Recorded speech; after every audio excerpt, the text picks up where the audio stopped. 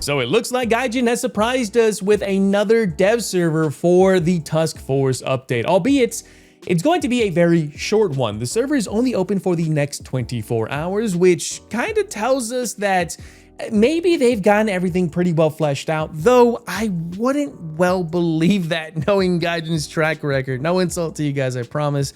Things happen, and I understand things don't always go to plan. But rather than going through all these small changes, nitpicking some of the incredibly tiny things Gaijin has changed, which to me they are considered tiny. Okay, there are some vehicle name changes, there are some cockpit details being improved, which is very nice. We'll take a look at a couple of those today. Some engines had increased horsepower, weights were reduced. I mean, there's a ton of changes. If you guys want to go ahead and see this, I'll have a link down to the actual post and the changes themselves down below in the description so you guys can go through it yourself. But more importantly, there were some changes to a major vehicle that I am looking forward to. However, I do have to reiterate this because it is very important. This is the dev server, meaning that everything I'm going to be talking about today is likely subject to change. Though, seeing that this is the second one, I don't think too much is going to, but you never know. But do me a solid one, would you? If by any chance I do miss some information, or maybe you find something more important than what I'm talking about, let me know down in the comment section. Open the discussion, and I'll throw in my 2 cents as usual. And hell, if it's detailed,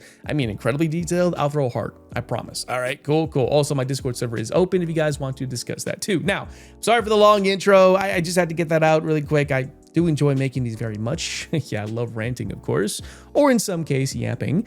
But let's start off with the Americans really quick. I do want to go with the AH-64E. It did get a slight modification, I believe, to the radar system, which is kind of the biggest thing I like about this right now. With the AH-64D and other helicopters, your radar range is only up to 8 kilometers. Now, I only use that, of course, for air detection rather than anything else for that matter. So from 8 to 16 is very important in my opinion, which allows us to get early warning for any aircraft in the sky, which means we can react to them accordingly, given that we do not have access to air-to-air missiles as part of our primary loadout. And there's one other thing I think I missed in the previous dev video, and that is the updated cockpit for the RAH-66. I'm pretty sure it was here in the previous one. I'm gonna go ahead and jump right into this and just take a quick look-see because, you know, it looked really pretty from what I saw in the images. Now, I know I've said this in many of my previous videos talking about the Comanche. I'm gonna say it again. This is such a pretty helicopter, and one that has become one of my personal favorites. And no, I'm not just trying to sell it to you, I promise. This has been a wonderful experience, and honestly, if you guys have the pretty pennies to pick this up, I would do it. With or without my discount, I don't give a damn. It's so fun to play. But let's take a look at that cockpit. I know I probably saw it in the previous, or maybe I've seen it on my own time, but in truth, I am incredibly forgetful. You guys have no idea. But this is pretty. Well, to my sim pilots out there, what do you guys think? Is this stuff really worth it to you? Do you enjoy seeing this, or is it just another feature that, you know, you don't really care about? Please let me know. I'd love to hear your thoughts on this, but this is so pretty. No, seriously, I gotta fix that. But that's all right. Anyways, back over to the hangar. So I just realized that the next major update is going to have a lot of helicopter changes and balances that are, I think, gonna make them more of the meta again. If you were here during the original days of the helicopters prime time, you would remember that helicopters were the bane of top tier. I think they're going to make a good comeback in that sense. At least just a little bit more in this update. But the Z10ME did get a change, a pretty good buff actually, I think. It did get access, as you can see, to the fire snakes, but here's a catch to it. They're only GNSS or GPS guided, which is okay, I think, which means you're allowed to basically carry a couple, spam them out, but why would you want to sacrifice some missiles when you now have the ability to carry up to 16 of the new CM502 KG missiles? They are high explosive only, so no heat, unfortunately, but 20 kilometer lock range, 25 launch. You're probably not gonna get the full 20, to be honest, but even outside of 10 kilometers, 16 of these, if you spam about 2 or 3 at a tank at a time, there's probably a good chance you're gonna kill the damn thing. But this is wild, to be honest. Look at that. Gosh, this is gonna go great against Iris-Ts, more specifically against vehicles like the German Iris-T, which is the bane of top tier's air right now, which I've been thoroughly enjoying, by the way. But this is going to make things pretty interesting. Now, moving back over to ground forces, of course, I'm going to go over to the Russians. There is an addition of the fire control system to most MBTs, most T-72s, T-80s, and T-90s, which means in the future, because they've said they're not going to be doing this right now, if you were to shoot out the FCS, you would disable the vehicle's ability to fire back at you, which is pretty interesting, which means even if you get a center shot or maybe a lower glacis shot, that doesn't blow up the vehicle, but it does break the fire control system. In the future, that means they're going to be effectively disabled. But again, I don't know if Gaijin is going to add that anytime soon, but we'll definitely have to see. Same goes with the T-90s, T-80 BVMs, etc., which is a nice change of pace in my opinion. And now moving back over to the helicopters, once again, I do apologize. There's just so much helicopter content. New updated damage modules for the Mi-24s, Mi-35s, the Super Hind, etc. We now have flight control systems, fire control systems, avionics blocks, etc., which means now I understand these are pretty hard to kill in GRB with machine guns. Short of a 50 cal for the most part, you're not really going to be able to kill this thing too effectively or efficiently. Now that's going to change entirely. Let me go take a look at the Russian variant of the Mi-35. Here we go. This should be getting the same thing. Yeah, there we go. Exact same thing. Same goes with the Mi-28NM, which you guys would know right now that this thing is not the most easiest vehicle to kill. But as you can see, lots of new modules. I'm pretty sure this has been here. I could be wrong, but it says there was some updated ones. So yeah, this should make things pretty interesting. But now let's head over to the star of the show, the T-84. Oops, wrong one here. The T-84 Oplot, or the BM Oplot T. Not sure why Gaijin isn't calling this the T-84, but it is what it is. But as you can see, it has its armor modules finally in place, and that upper front plate has me a little concerned. Yes, I understand it's not the exact same as you would find with the T-80UD, which is why I have this in my lineup. But from what I was able to tell, for the most part, here, just keep this to memory, of course, it's going to be able to barely survive DM53 in the upper front plate. In fact, if I go over and just pull out the wrong one here, sorry, I really use this to be honest. Let's say the 2A7 with its DM53. Pretty common run at top tier for the most part. This is the better version, of course, based off the L55 gun.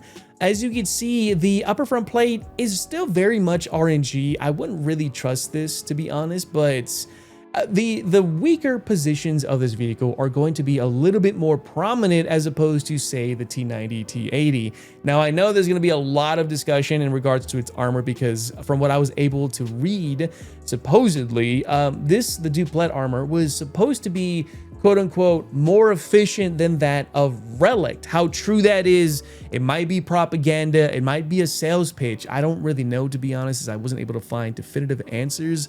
It was supposed to degrade up to 90% of OFL 120F1, which is what we have in the game right now. But as from what I was able to see, actually, I'm curious now. I want to take a look at it myself. It was able to defeat it quite reliably. Let's see, the Azor. Here's the F1. Yeah, that kind of makes sense. So I would well imagine DM53, again, is going to have a somewhat easier time killing this thing. But going forward a little bit, let's take a look at the turret. Let's see. Not bad. Honestly, just this supposedly is going to be one of the toughest turrets in the game. How true that is, I have no idea. It does have, of course, more duplet. The side duplet is what makes things more interesting. 200 millimeters and 600.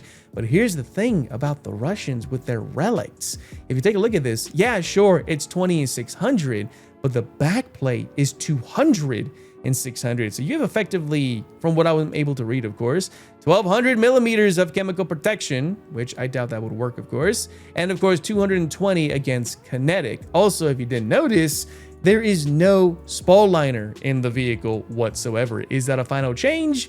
I doubt it. However, the gunner optics are still very nice. 2.7 to 12 times. The reverse rate is going to be very nice in this thing. 32 kilometers still. Vertical gun handling is still pretty terrible 4.4 aced crew, which is kind of wild to think about. And the BT4 is, it appears to be done, I think, which makes this worse off than that of even 3BM60, which kind of says a lot. But there's one more thing I do want to talk about when it comes to ground forces, and that is this thing, which did get some significant changes. 2.6 second reload with a 6-round ammo stowage, at least for the first stage, and it has a very snappy turret.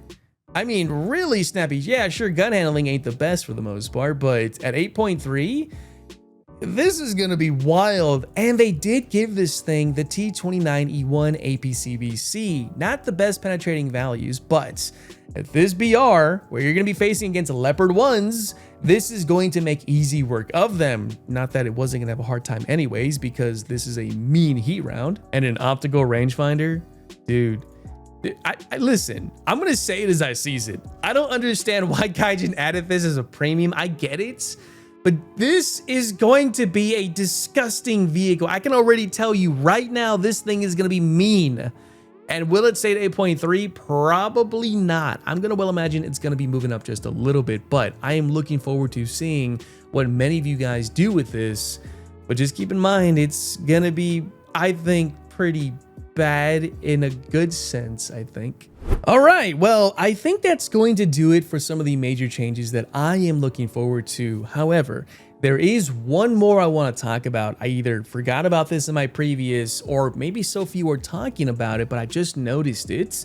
To my PlayStation players out there, you guys are getting some quality of life changes with the addition of ray tracing for shadows and reflections, along with 4 image quality presets. You have quality, performance, ray traced, and ray traced quality. I would not recommend you use RTX quality because, yeah, sure, it's 2160p, 30 FPS, enhanced graphics setting, and ray tracing.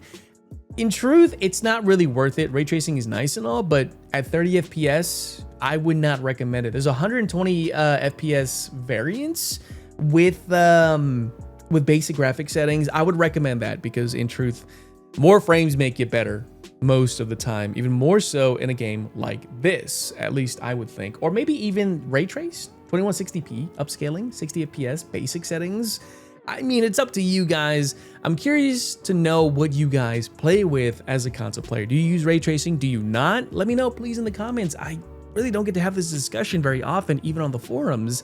However, that's going to do it for this video. I do appreciate you guys taking the time listening to my yapping. I know it is quite a boring video for some, but I just wanted to get this out because it has me excited.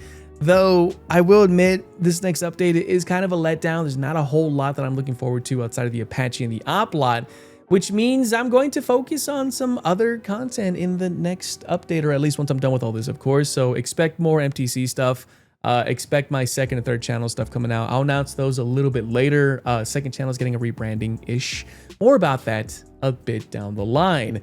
But anyways, guys, don't forget, check out the links down below in the description for my 3% live streams, and of course the forum post talking about this to input your own information to get this game running well when the next major update drops. And I will see you not only in the next video or even the streams, but most certainly in the next major update, that is Tusk Force. I'll see you next time.